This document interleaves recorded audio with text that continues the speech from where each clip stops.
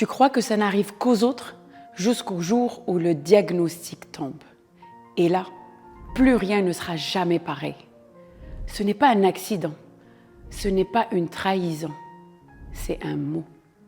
Un mot que tant de femmes entendent chaque jour, un mot qu'aucun cœur n'est prêt à accueillir. Cancer.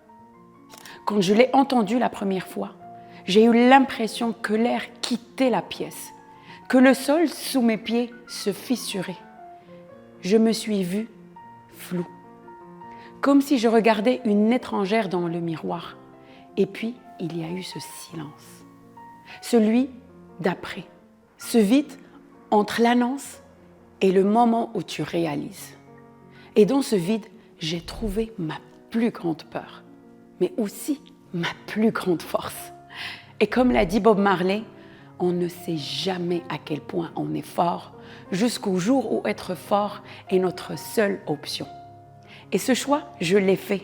J'ai choisi la vie, pleine, fragile, sauvage, vivante. Et cette vie, j'ai décidé de la transformer en hommage, en lumière, en célébration. Et c'est pour ça que j'ai créé le Gala pour la vie.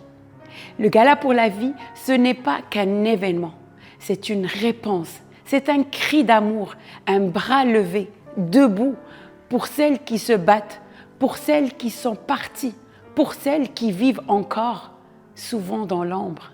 Mais c'est aussi une levée de fonds essentielle pour la Fondation québécoise du cancer, pour soutenir, pour accompagner.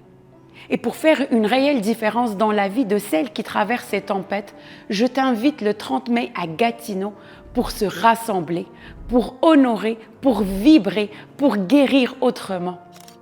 Si ce que je viens de dire résonne en toi, alors cette soirée est pour toi aussi. Sans plus tarder, réserve ta place, offre une table, deviens le soutien que quelqu'un attend sans oser le demander. Parce qu'ensemble, on peut faire plus que survivre, on peut célébrer et échanger des vies. Réserve ta place dans le lien qui se trouve dans ma bio et je serai honorée de t'accueillir le 30 mai.